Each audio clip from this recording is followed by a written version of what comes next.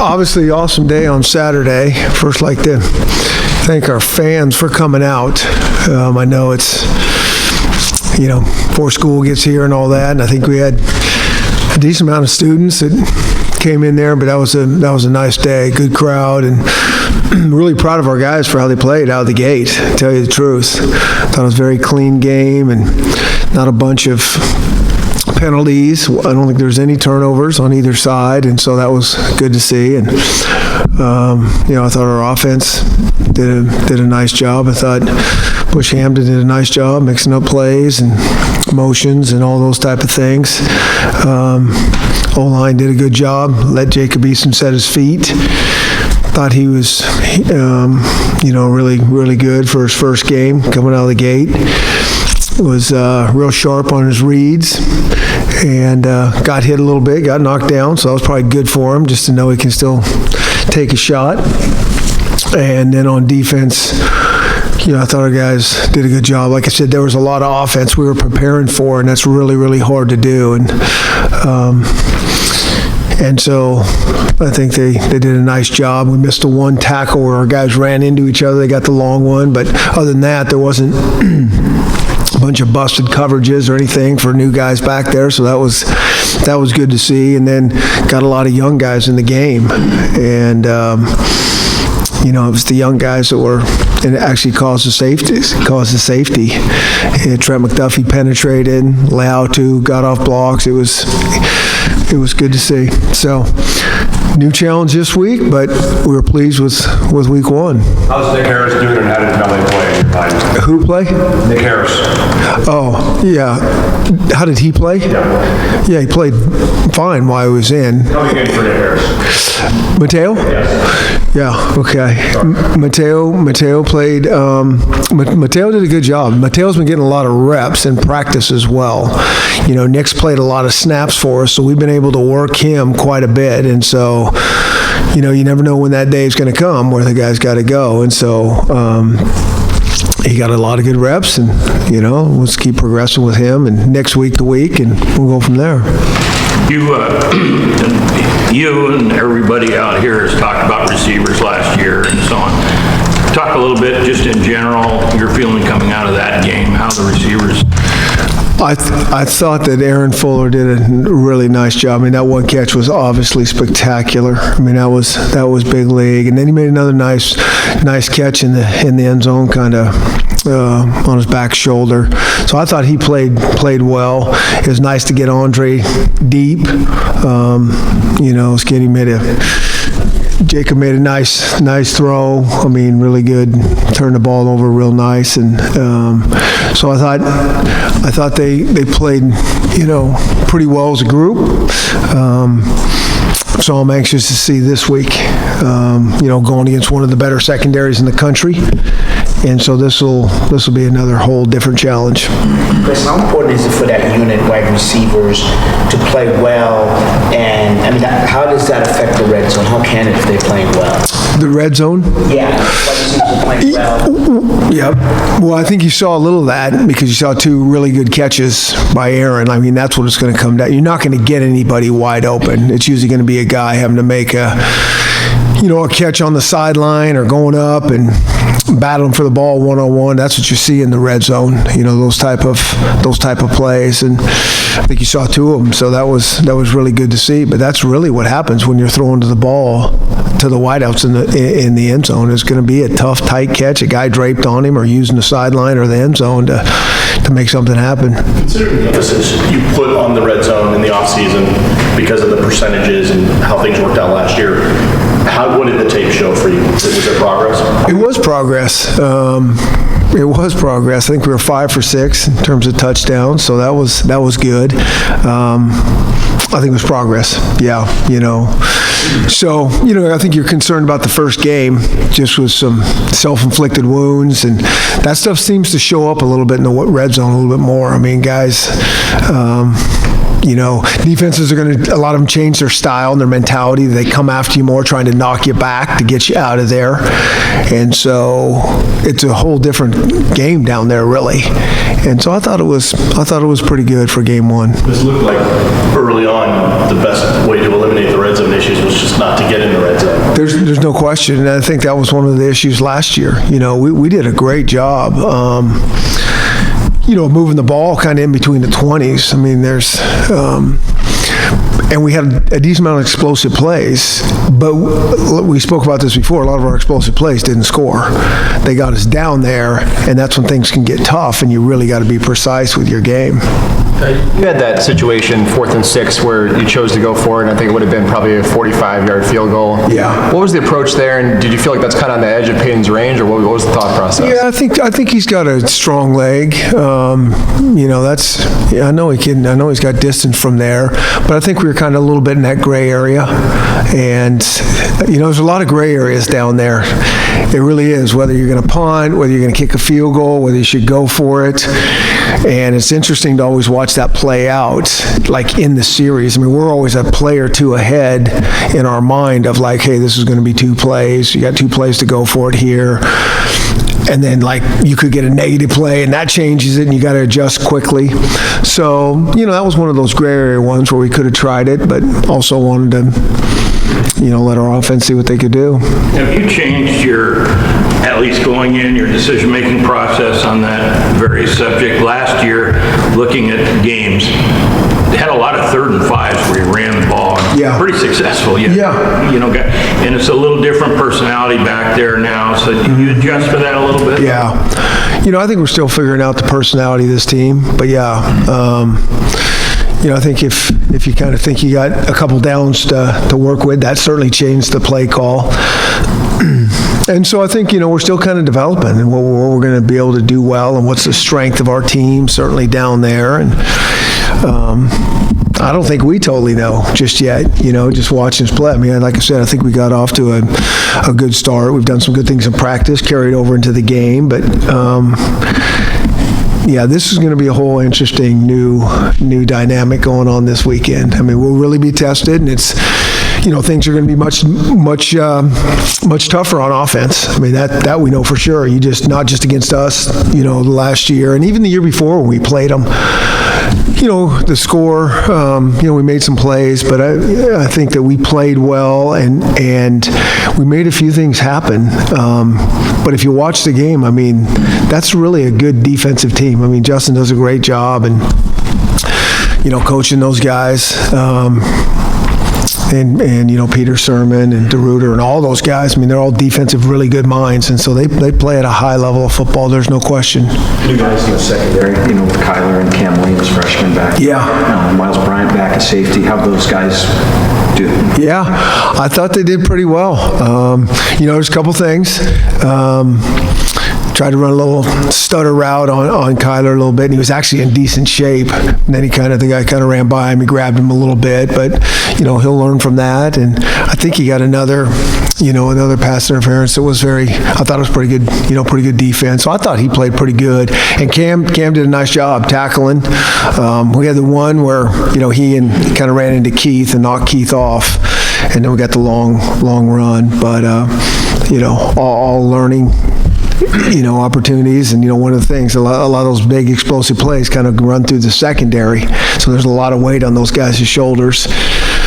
But I thought he, did a nice job game one. Eason Jackson sermon with the neck collar. Mm-hmm. Does that serve a purpose or just look? Absolutely. Yeah.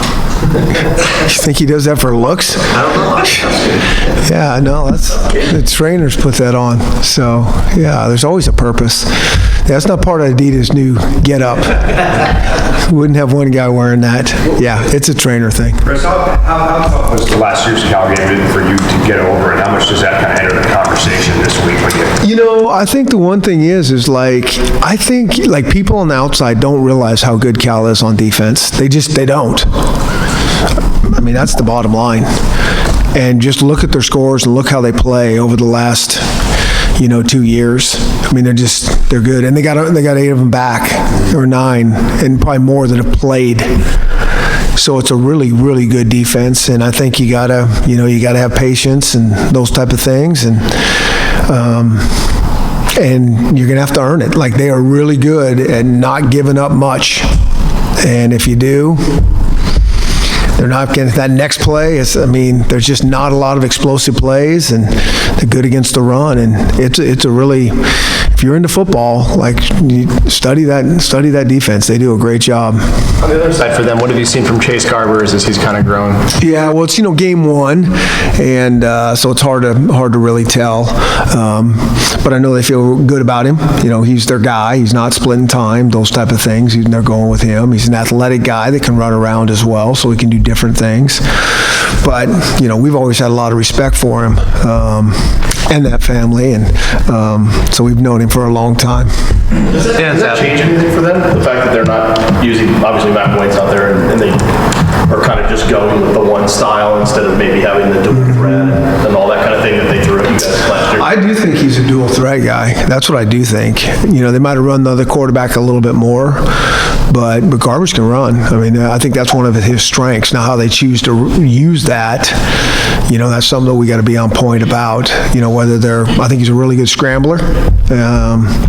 I think he hurt us a little bit last year, but he's also a guy that can, do the zone read and some of those type of things. And they got a lot of offense too over the years. Bo Baldwin does a great job. There's a lot to defend there, so it's like, okay, the things, you're always trying to figure out what they're going to pick and choose for this game plan. But part of it is he can run. You just mentioned Bo too, and obviously his imprint at Eastern is well known. In hindsight, was this a really good test for you guys to play Eastern? Was there any connection there that you might be able to carry over? Yeah, I see this. I think the styles being different, the Eastern and Cal style. I think they're trying to play a little bit more to maybe their personnel, what they have. A little more tight-end game than we saw with Eastern.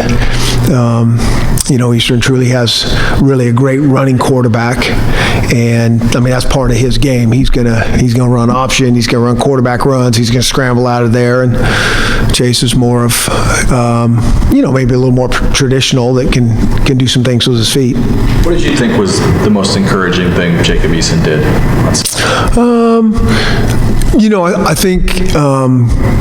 I think he took what the defense gave him. That's probably the most. I think he just kind of stayed within the reads and kind of went there. There was one throw that we probably got lucky on that it wasn't, he tried to throw away and kind of got hit as he was throwing it away. That could have been a little bit scary. They could have got their hands on it. So that was a good one to learn from. But I thought for the most part, I think his decision-making was really good. Chris, there was one play, I think third play, second quarter, north sideline, Jacob fires a ball about 70 yards to Fuller. And he said after the game that he saw the bad snap and kind of held up a little bit. Yeah. How much do you think those guys are still getting used to his arm strength a little bit? That he can throw it that far? Yeah. I don't know how many passes we're going to throw 70 yards, Like I said, the snap threw him off. Like, we're not wanting to throw a ball that far. That's not how maybe we should design it that way. I don't know. Why don't you want to throw a ball that far? Well, usually because there's a timing component. If you're throwing that far, the DB can usually have a chance to make the receiver up. Different? This guy? Well, like I said, there's usually a timing. Even to deep balls, there's a timing component. And usually the longer you hold it, the better chance you're giving the DBs to make ground, not only the corner, but the safety. So that's why you're not usually holding it that long. Sometimes, things break down and, guys got to let one go, which it kind of did break down because it started with that snap. You have a concern about snaps? There were a couple. Yeah, always. Always. A little bit like a field goal kicker, extra points. You take that stuff for granted, and there's a lot going on. The fronts are changing. Guy right on, head up on him, and as soon as he snaps, they're going to hit him, and then there's somebody not on him, and he's blocked. And all that stuff in terms of where they're stepping, and that can pull the ball just a little bit. And Mateo wasn't the center until he got here. And I think the thing we really like about him is I think he can play multiple positions, but we just need him. We've just needed him there. He's got some good hands on some of those. Yeah, and no question. And sometimes our quarterbacks will even overreact with the snap, because their eyes, they're not so much paying attention to the snap. They're kind of scanning the defense, and if a ball comes off just a little bit, sometimes they'll have a tendency to overreact on it when they don't need to. That's why, again, that snap is so important, just if they can keep it at that consistent spot somewhere around his numbers. You have so many new guys, especially on the defense. Can you, and getting their first game reps in their careers, can you see it on the sideline, see them sort of start to settle down almost, or is that something that they come in pretty good? Yeah,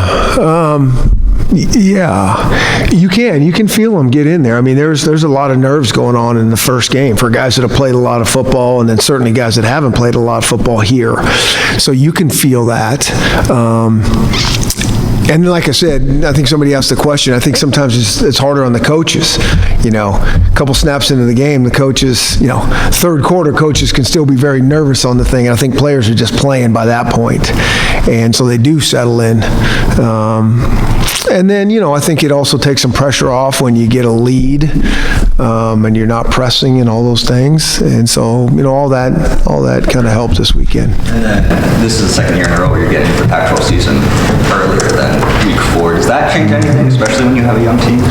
Well, it doesn't change anything. Well, on our side, preparation-wise, we're always trying to do our best to play at our highest level, so it wouldn't change anything in terms of how we practice or anything. But yeah, I mean, coming right out of the gate, and these are big games. They're all big games. They really are. But I mean, you're always first and foremost trying to be about the league that you play in, and probably not an ideal situation, in terms of some of the newness that we have going on, playing a team of this caliber. Speaking of that, of the league, fair or not, I think the Pac-12 might have a little bit of an image problem right now from a national perspective, just based on bowl results, non-conference schedule, and I think this week with Oregon losing, UCLA losing, Arizona, I might have given some fuel to some critics. Do you think there is an image problem right now, and how much does that concern you? Yeah, it doesn't. I mean, we can only control what we control, who we play, doing our deal. So we can't worry about that. I think like I've said before, a lot of this stuff is cyclical. I mean, I think that was one heck of a football game. Yeah. I mean, it can go either way. And now it's like the sky is falling. We can't win. I mean, it's just always overreaction. You got to let the season play out. You got to get through everything. Man, that's what I think. Chris, this is the second time in the last 2 years, though, that Auburn's played a Pac-12 closer to Auburn, Dallas, and Atlanta. Yeah. When those Vegas and LA stadiums open up, would you like to see games like that down there? Without question. Yeah, I think that'd be awesome. Yeah, we'll travel better. It's easier travel, time change, all those type of things, weather. I guess in Texas inside, it's pretty good weather. But yeah, no question. I mean, I do think that. I mean, especially when you're going all the way back east, or it'll be it'll be a little different for those guys coming all the way out west, and. We played back there in Georgia last year. It certainly felt like an away game, but that's part of the deal. How do you feel like Kyler Manu fared in his first career? Yeah, I thought he played well. He did a nice job. I mean, he played the best football that I've seen him play. Now he got more of an opportunity. He was on the field longer, but he was a guy that had a nice game. He really did. We were proud of him.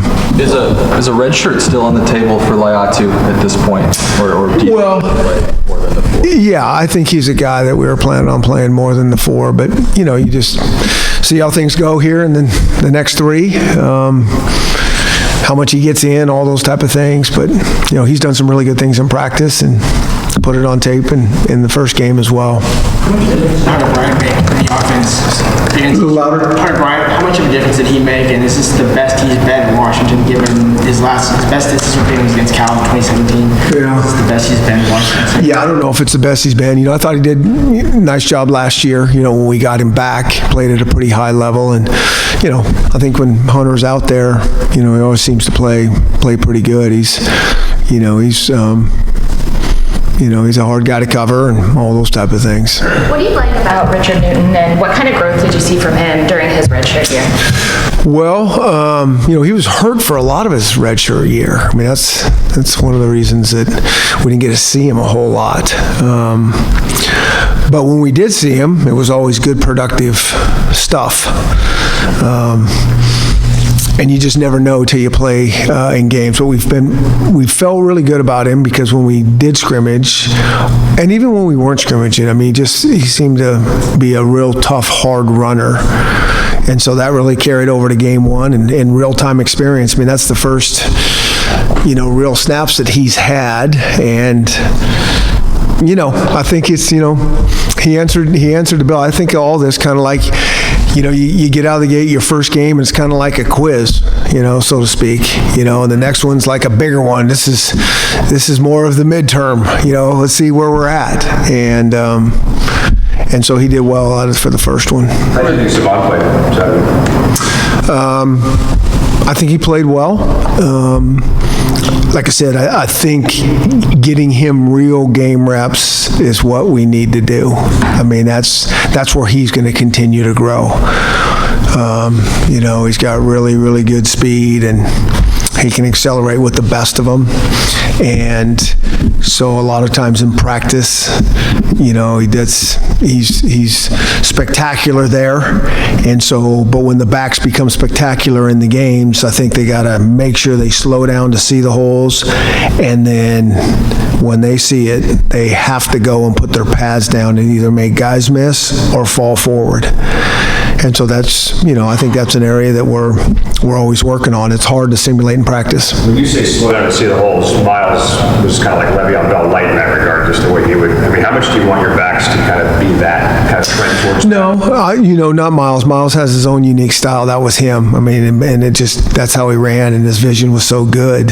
And I think everybody's got their own way, their own style. But it always comes down to vision. I think when you're like looking at running backs, whether they're good. I mean, sometimes holes are blocked really clean and they run through it and it's like, wow, that's a great run. And then you really study the run and it might not be a great run. It's like, that's a great blocked play. And then sometimes you see something happen and you're thinking, it comes out clean and you're thinking that's a great block play. And really it's unbelievable vision for him to wind a ball back or bounce it. And speaking of Gaskin, he made the Dolphins 53-man roster. There's a bunch of other later round draft picks. Gaines made the Rams. Jordan Miller made the Falcons.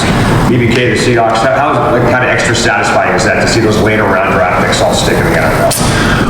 Well, I've heard many times from the NFL guys that those are the core of the team. Like that's where those are the ones that can be the difference maker in terms of an NFL team when you're taking those later picks that are true picks that are going to make your team and be part of the core. And, those guys are really good football players. There might be size or speed or, length deficiencies, but they're still really good players. And I think those guys, saw that.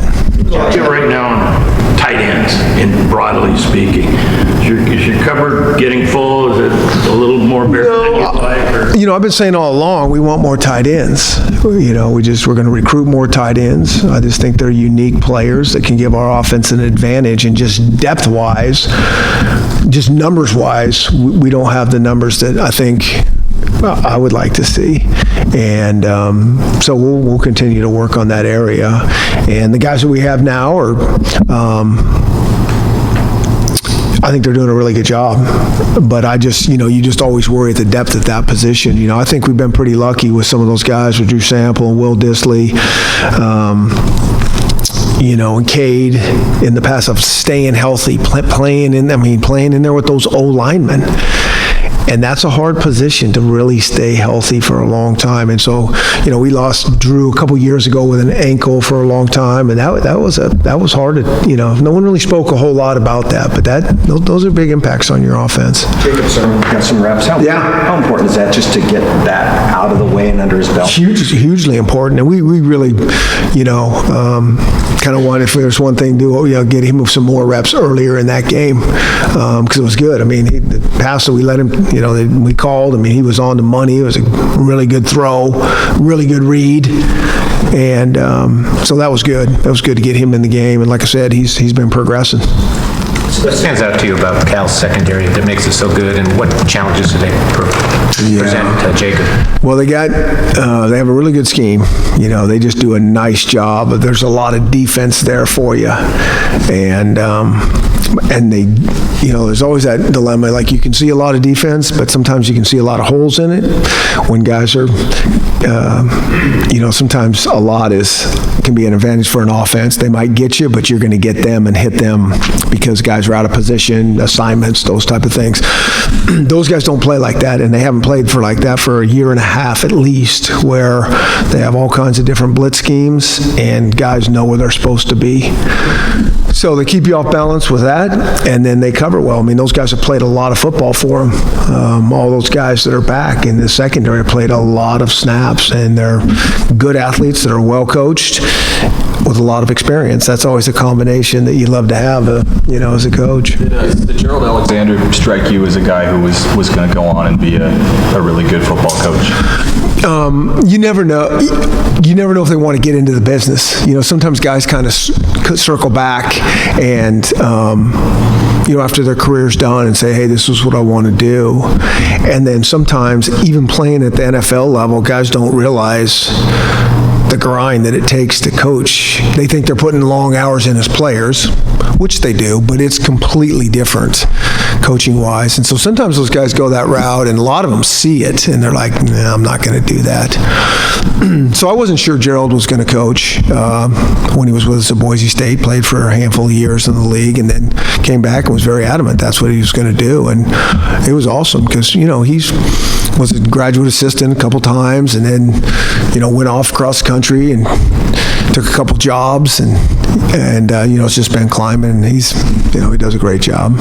Chris, there's a little bit of chirping coming out of Berkeley, including from Evan Weaver, and you don't seem to have an issue with that with your guys. I can't remember the last time a guy popped off or even quasi-popped off. How often do you bring up that just as a lesson to kind of keep your mouth shut? I don't know. I mean, we don't pay attention to that. I mean, everything's captured these days, so it's like it doesn't matter. It just matters how we play. Like, it's not. We have enough issues with ourselves just to take care of. We're not worried about that stuff. And it's the truth. Like, I don't know. It seems different than back in the day. Somebody said something and made a big deal about it because there just wasn't much media and all that stuff. But we just go play. Would you have been on Twitter back in the day if Twitter existed when you played? As a player? That's a good. I don't think so. I mean, I was going to say no way, but then I didn't grow up with it. So I'm trying to think about that. That's a very hard question for me to answer. Coach Papa being the only assistant coach on a one-year contract entering the season without being guaranteed for the next season, was there a discussion that before the season happened with him? Was there anything you wanted to see, given that you mentioned the depth isn't there? Was there There's all of our coaches are evaluated every year. I mean, starting with me, I'm evaluated real hard every year, and that's just the process, and that's the world we live in. And so, yeah, I mean, there's discussions with all of our coaches what we need to do to take the next step and get a plan, and we go for it. Chris, you got 4 sacks. What did the film show you in terms of how they got the sacks, and what will you need to do to continue that progress? Yeah, we need to play with that type of effort. I think the pass rush has improved. One thing that we it's a fine line, because if you just light your hair on fire and all costs get after this guy, you're going to run by him half the time. And you saw a little of that on Saturday, because he's Barry is a very good runner, and so he steps up and out. And so you got to get after him, but you also got to work together and stay in your rush lanes. And so there was progress there, no question, but there's still work to do. Thanks, everybody.